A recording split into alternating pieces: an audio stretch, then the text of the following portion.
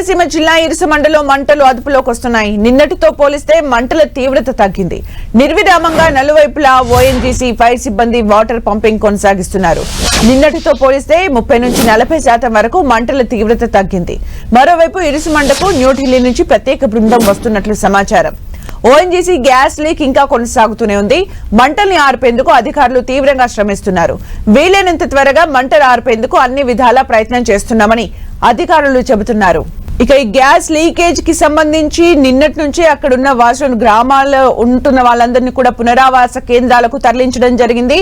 మంటలు ఇంకా అదుపులోకి అయితే రాలేదు. కాకపోతే 30 నుంచి 40% వరకు తగ్గినట్టుగా చెబుతున్నారు. అయితే పునరావాస కేంద్రాల దగ్గర నుంచి పరిస్థితిని అందజేయడానికి మా ప్రతినిధి సతీష్ సిద్ధంగా ఉన్నారు. సతీష్, మిత్ర, అయితే మంటలు అయితే మాత్రం అదుపు చేసేందుకు ఇటు ఓఎన్జీసీ సిబ్బందితో పాటు రాష్ట్ర ప్రభుత్వం కూడా తీవ్రంగా ప్రయత్నాలు చేస్తున్నారు. అయితే ఆ మంటలు ఎక్కడైతే ఉన్నాయో ఆ ప్రభావిత ప్రాంతాల్లో నివాసం ఉంటున్న ప్రజలందరికీ కూడా పునరావాస కేంద్రాలకు అయితే తరలించారు. ప్రస్తుతానికి మనం లక్కవరం ఎంజీ గార్డెన్స్ దగ్గర అయితే ఉన్నాము. ఎంజీ గార్డెన్స్ దగ్గర సుమారుగా 200 మంది పునరావాస కేంద్రాలకు అయితే మాత్రం తరలించినట్లయితే మాత్రం తెలుస్తుంది. అదేవిధంగా దానికి సంబంధించి మనం చూసుకుంటే కనుక ప్రస్తుతానికి అయితే మాత్రం మనం చూసుకుంటే కనుక అంటే లక్కవరం గ్రామంతో పాటు గుబ్బలపాలెం గ్రామానికి సంబంధించిన గుబ్బలపాలెంలో కూడా సుమారు 300 మందిని పునరావాస కేంద్రాలకు అయితే మాత్రం తరలించినట్లు కూడా మనకు తెలుస్తుంది. వీళ్ళకి సంబంధించి వీళ్ళకి కావాల్సిన ఆహారము, నీరు అన్నీ కూడా పూర్తి స్థాయిలో అందిస్తున్నారని కూడా మనం చెప్పుకోవచ్చు. అయితే పునరావాస కేంద్రంలో మనం అసలు ఇటువంటి పరిస్థితి ఉందనే అంశం తెలుసుకునే ప్రయత్నం అయితే చేద్దాం.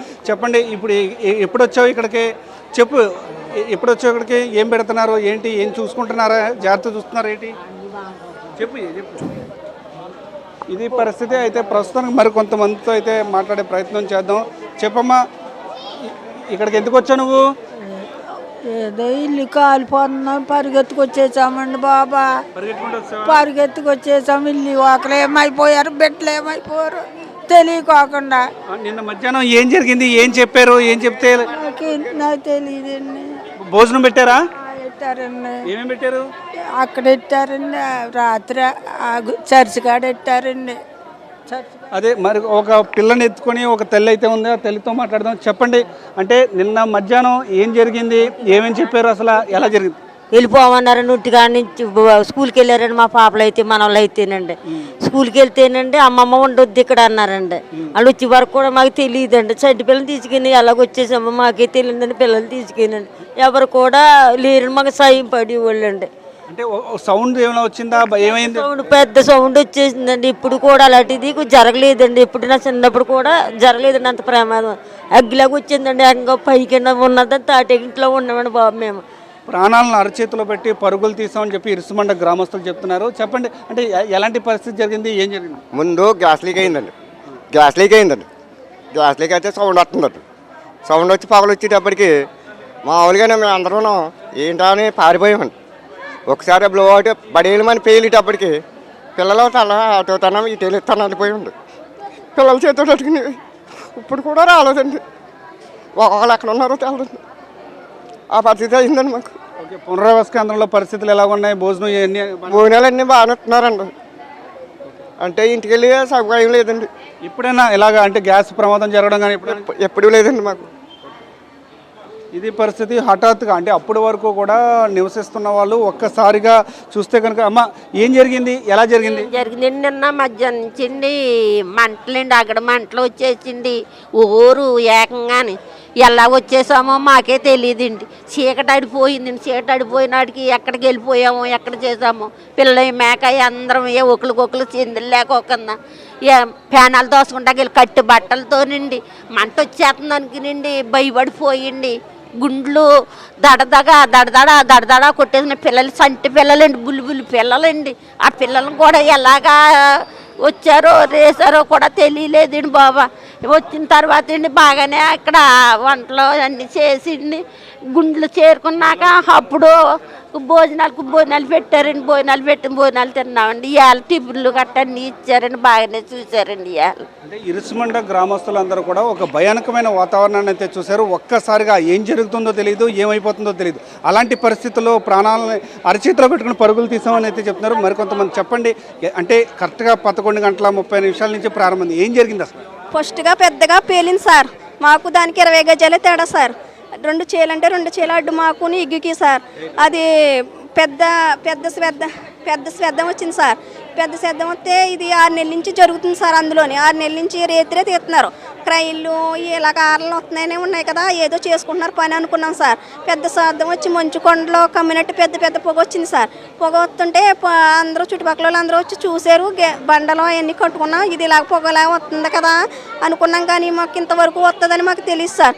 మాకు ఇగ్గు లేకుండా చేయమని పవన్ కళ్యాణ్ అన్నని అడుగుతున్నాం, చంద్రబాబు నాయుడు అన్న అడుగుతున్నాం అన్న. మాది ఇంటి పక్కన ఇల్లు కాలిపోతే మాకు ఇల్లు కట్టుకునే పరిస్థితి కూడా లేదన్న. ఇల్లు ఏమైపోయిందని దాడ పిల్లలు ఏమైపోయారు అని కంగారు. పిల్లలు దుక్కునా, మా ఆయన దుక్కునా, మేము ఇంటికాడ ఆడవాళ్ళు దుక్కునా ఎలా పరిగెడతామన్నా.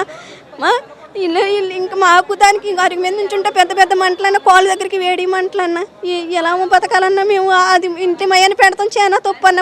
మమ్మల్ని అడిగి మా ఊరు సహాయం అడిగి ఊరిని అడిగి పెట్టుకోవాలన్న. ఇంటి మయ్యని పెట్టారు, ఇంటి మయ్యల్ని పెట్టారన్న. ఇల్లు కాలిపోతే ఏంటి? అదే రేత్రి సమయాలు అయితే ఎక్కడ పరిగెడతామో చెప్పండి అన్న. అదే పగలయ్యింది. రేత్రి సమయాలు ఎవరు సాయం చేస్తారు? ఇంటి పక్కన ఉన్న వాళ్ళు ఏమైపోతాం? పిల్లలతోని పడుకుని ఉంటాం. అప్పుడు ఆ రాత్రి గడ ఏమవుతామన్నా మీరు ఆలోచించండి అన్న. ఒక్కసారి మాకు ఇది లేకుండా చేయమని అడుగుతున్నాం అన్న పవన్ కళ్యాణ్. పగలు కనుక ఏదో మేము బయటపడ్డాము, అదే రాత్రి సమయంలో కనుక ఇలాంటి ప్రమాదం జరిగితే కనుక ఏం చెయ్యాలి అర్థం కాలేని పరిస్థితిలో మేము ఉన్నామని చెప్తున్నారు. చెప్పండి, అంటే ఆ సమయంలో ఏం జరిగింది, అసలు ఎలా జరిగింది? 8 దాకా బాగానే ఉందండి. 8, 9 అయ్యేటప్పటికి ఊరు వచ్చేస్తుందండి. ఏంటో ఊరు అనుకుని మేమేమో పనులు చేసుకుంటున్నామండి. పనులు చేసుకుంటున్నా అంతకంతగా 10 అయ్యేటప్పటికి ఎక్కువైపోయిందండి. ఎక్కువైపోతే 11, 12 లోపల మంటల కింద వచ్చేస్తున్నాయండి. ఈ కుర్రోళ్ళు, మా ఊరు కుర్రోళ్ళు ఉన్నారండి. మాకు ఇంత లెక్కేనండి.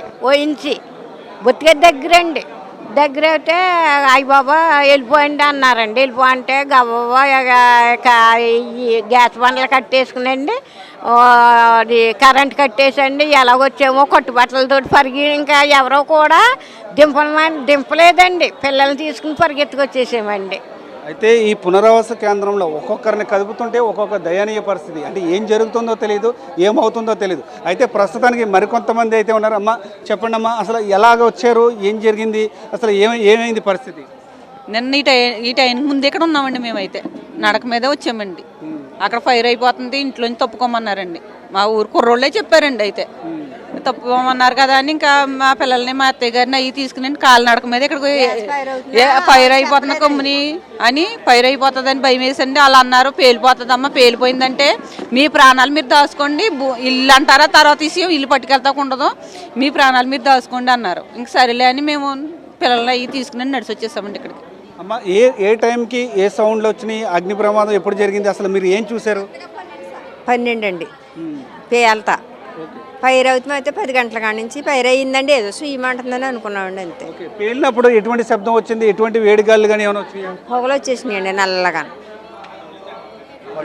పునరావాస కేంద్రంలో పరిస్థితి అయితే మాత్రం ఒక కుటుంబం అంటే ఇరుసుమండ గ్రామ ప్రజలందరూ కూడా భయాందోళనకు చెందుతున్నారు. అయితే వాళ్ళ పరిస్థితి ఒక్కసారిగా అంటే ఏం జరుగుతుందో తెలీదు, ఏమైపోతుందో తెలీదు. పెద్ద పెద్ద శబ్దాలు, పెద్ద పొగ రావడంతో గ్రామస్తులందరూ ఒక్కసారిగా ఉలిక్కిపడ్డారు. ఉలిక్కిపడి ప్రస్తుతానికి అయితే మాత్రం ప్రాణాలు దక్కితే చాలని చెప్పి ఆ ప్రాణాలను అరచేతిలో పెట్టుకుని పరుగులు తీసుకుని పారిపోయిన పరిస్థితి అయితే ఉందని చెప్పి గ్రామస్తులు అలా ఆవేదన అయితే మాత్రం చెప్తున్నారు. అంటే ఎటువంటి ఇంటిమేషన్ లేకుండా ఎలాంటి ఆపరేషన్లు చేయడం వల్ల మా ప్రాణాలకి మాకు దిక్కేది అని చెప్పి వాళ్ళ బాధను అయితే మాత్రం వ్యక్తం చేస్తున్న పరిస్థితి కూడా ఇక్కడ కొనసాగుతుందని కూడా మనం చెప్పుకోవచ్చు. సుమిత్ర, ప్రస్తుతం మనం చూసుకుంటే కనుక అంటే ఇరుసుమండ గ్రామానికి ఆ ఘటన జరిగిన ప్రాంతానికి అయితే మాత్రం ఇప్పుడున్న పునరావాస కేంద్రం అయితే సుమారుగా 5 కిలోమీటర్ల మేర అయితే మాత్రం ఈ పునరావాస కేంద్రం అయితే మాత్రం ఉంది. ఈ పునరావాస కేంద్రానికి అంటే ఒక్కసారిగా ఈ ప్రమాదం చోటు చేసుకుంది. ఈ ప్రమాదం చోటు చేసుకున్న తర్వాత ప్రతి ఒక్కరు కూడా చెట్టుకొక్కరు పుట్టకొక్కరైన ప్రాణాలు కాపాడుకుంటే చాలని, అంటే కొంతమంది పిల్లలేమో స్కూల్స్లో చదువుకుంటున్న సమయం, అది కరెక్ట్గా 12 గంటల సమయం. ఆ సమయంలో అంటే వీళ్ళ బయటపడడంతో పాటు పిల్లలు కూడా ఎవరికి వాళ్ళే అంటే 2 పునరావాస కేంద్రాలు అయితే ఏర్పాటు చేశారు. 2 పునరావాస కేంద్రాలను బాధితులందరినీ కూడా పూర్తిగా అయితే మాత్రం తీసుకెళ్లిన పరిస్థితి అయితే మాత్రం ఉంది. అయితే ఇందులో ఎవరెవరు ఎక్కడ ఉన్నారనేది కొంత క్లారిటీ కూడా వీళ్ళకి ఇంకా ఇప్పటికీ కూడా లేదనే చెప్పాలి. ఏదేమైనప్పటికీ కూడా అంటే ఏదైతే ప్రమాదం చోటు చేసుకుందో ఆ ప్రమాదం చోటు చేసుకున్న షాక్లోనే ఇంకా పూర్తిగా కూడా ఇక్కడ ఉన్నారని చెప్పుకోవచ్చు. కొంతమంది అంటే వాళ్ళ చేతికి అందింది చేతికి తీసుకొని పరుగులు తీసుకుంటూ బయటపడ్డామని చెప్పి కొంతమంది గ్రామస్తులు అయితే చెప్తున్నారు. ఇంకా మరికొంతమంది గ్రామస్తులతో అసలు ఎలాంటి పరిస్థితి ఉందని మాట్లాడే ప్రయత్నం అయితే మాత్రం చేద్దాము. వాళ్ళు ఏమనుకుంటున్నారో కూడా అడుగుదాం. అమ్మ చెప్పండి అమ్మా, ఏ సమయానికి మీరు బయటకు వచ్చారు, ఎలాంటి పరిస్థితి అనిపించింది? మాకు 12 గంటలకల్లా తెలిసిందండి. మాకు అయ్యో ఏంటి గ్యాస్ కట్టేయమంటున్నారేంటి, కరెంట్ మీన్ కట్టేయమంటున్నారేంటి అని కంగారు వచ్చేసిందండి. సడన్గా తెలుస్తుందో బయటకు వచ్చి చూతులు మొత్తం ఊరంతా పొక్క అమ్మేసండి. ఆవిరండి వాసన అయ్య బాబు గ్యాస్ అంటిపోయిలా ఉందని గవ్వనం కట్టుబట్టలతోటి తురుపులు ఎలా ఉన్నా తురుపులాగా ఉంచేసండి. ఇంకా మూడు ఎక్కడ ఉన్నాడో తెలియదండి. ఇంకా ఎవరికాల పేలు దాస్తున్నామండి. పిల్లలు కొంతమంది పిల్లలు అందరికీ స్కూల్కి వెళ్ళి ఉంటారు, ఆ పిల్లల్ని అందరినీ ఇచ్చాము సారో వీళ్ళు చూసారండి. ఎగ్జామ్ జరుగుతుందండి, అది ఎగ్జామ్ ఆపేసండి. పిల్లలందరినీ పంపించేశారండి. ఇచ్చాం సార్ పిల్లలందరినీ పంపించేశారండి. స్కూల్ వదిలేసారండి. పిల్ల పడి కొంతమంది అండి నుంచి కొంతమంది అలా పడతా వెళ్ళిపోయారు ఎవరింటి కాళ్ళు. ఇంకా పెద్దోళ్ళు అంటారా ఎవరి దారాలు దారి తీస్తున్నామండి. కానీ చాలా బేవత్సం జరిగిపోయిందండి బాబా. కంగారు ఇంకా తగ్గలేదండి మాకు. బీపీలు షుగర్లు పెరిగిపోయండి. మళ్ళీ ఏరో పేషెంట్ కింద అయిపోయామని అందరూ. అయితే ఒక్కొక్కరిని అడుగుతుంటే ఒక్కొక్క ఆవేదన అయితే మాత్రం వ్యక్తం చేస్తున్నారు. ఒక్క క్షణాల టైం అంటే మనకి 11:30 అయితే జరిగింది. తర్వాత ఫైర్ అవడానికి కూడా కేవలం 1 గంట సమయం. అసలు ఎందుకు బయటికి వెళ్తున్నామో తెలియదు కొంతమందికి, ఎందుకు పారిపోతున్నామో తెలియదు. మీరు అంటే ఈ ప్రమాదం జరిగిన సమయంలో ఎక్కడ ఉన్నారో, ఏం చేస్తున్నారో, అప్పుడు ఏం జరిగింది అసలు? మేమైతే సుమండ హై స్కూల్లో ఉన్నాము. అక్కడ హెచ్ఎం సార్ చెప్పారు, అక్కడ చూసారు ప్రెసిడెంట్ గారు చెప్తే హెచ్ఎం సార్కి అక్కడ పొగలు వచ్చేస్తున్నాయి, చాలా భయంకరంగా ఉంది, బాంబులతో పెద్ద పెద్ద శబ్దాలతో మరి మంటలు వచ్చేస్తున్నాయి, చాలా గ్యాస్ లీక్ అయిపోయింది. ఇంకా మేము చాలా పరిగెత్తుకుంటే ఎలా వచ్చాము మాకే తెలియదు ఇంటికి. భయం వేసిందా? చాలా భయం వేసింది. నీకేమనిపించింది? ఏం చదువుతున్నావు నువ్వు? 8th క్లాస్ అండి. ఆ సమయంలో ఏం చెప్పారు, నీకేమనిపించింది? మా స్కూల్లోని పేరెంట్స్ వచ్చి తీసుకెళ్ళిపోతుంటే పెద్ద పెద్ద శబ్దాలు అవి వచ్చేసి ఓర్ల కింద వచ్చేసిందండి. వచ్చేస్తుంటే మేము ఎలా వచ్చామో కూడా తెలియదు. అలాగే యూనిఫామ్తో నిన్న మధ్యాహ్నం నుంచి కూడా యూనిఫామ్తోటే ఉన్నా. అసలు పొగ వచ్చేసి వాసన పీల్చుంటే దగ్గు వచ్చేసి తలపోటు వికారం కింద వచ్చేసిందండి. అది భోజనం కూడా తినలేదండి. మేము భోజనం కూడా అలా పడేసి ప్లేట్లో అలా పడేసి అలా ఎటు పరిగెట్టడం కూడా తెలియదండి. అయితే ఇప్పుడు పునరావాస కేంద్రంలో నిన్న స్కూల్కి ఏ డ్రెస్లో అయితే యూనిఫామ్లో ఎలా వెళ్ళారో, అంటే కట్టు బట్టలతోటి అప్పుడున్న క్షణానికి ఆ చెప్పిన మాట ప్రకారం ప్రాణాలను అరచేతిలో పెట్టుకుని పిల్లలతో సహా, పిల్లలు పెద్దలు చిన్న అనే తేడా లేకుండా అందరూ ప్రాణాలను అరచేతిలో పెట్టి పరుగులు తీశారు. ఏం జరుగుతుందో తెలియని పరిస్థితిలో అదే యూనిఫామ్లో అందరూ, అంటే హై స్కూల్లో ఎగ్జామ్స్ జరుగుతున్నాయి, స్కూల్లో ఎలాగైతే ఉన్నారో ఇప్పటికీ కూడా అదే యూనిఫామ్లో అదే డ్రెస్లో అయితే మాత్రం ఉన్నారు.